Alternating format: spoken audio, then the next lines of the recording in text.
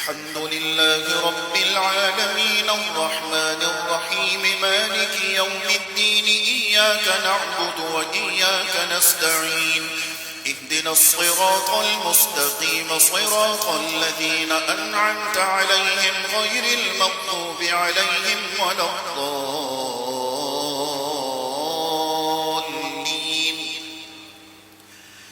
وما أرسلنا في قرية من نبي إلا أخذنا أهلها بالبأساء والضراء لعلهم يضرعون ثم بدلنا مكان السيئة الحسنة حتى عفوا وقالوا قد مس آباءنا الضراء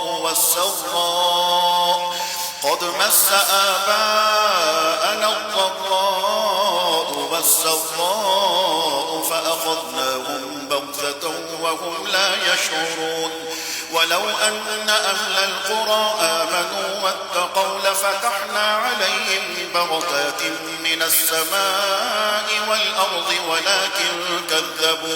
ولكن كذبوا فأخذناهم بما كانوا يكسبون. أفأمن أهل القرى أن يأتيهم بأسنا بياتا وهم نائمون أوأمن أهل القرى أن يأتيهم بأسنا ضحى وهم يلعبون أفأمنوا مكر الله فلا يأمن مكر الله إلا القوم الخاسرون.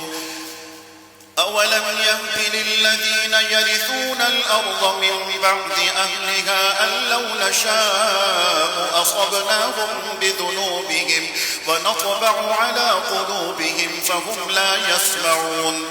تلك القرى نقص عليك من أنبائها ولقد جاءتهم رسلهم بالبينات فما كانوا ليؤمنوا بما كذبوا من قبل كذلك يطبع الله على قلوب الكافرين.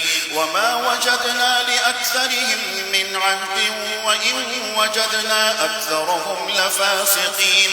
ثم بعثنا من بعدهم موسى بآياتنا إلى فرعون وملئه فظلموا بها فانظر كيف كان عاقبة المفسدين. وقال موسى يا فرعون إني رسول من رب العالمين حقيق على أن لا أقول على الله إلا الحق قد جئتكم ببينة من ربكم فأرسل معي بني إسرائيل. قال إن كنت جئت بآية فأت بها إن كنت من الصادقين.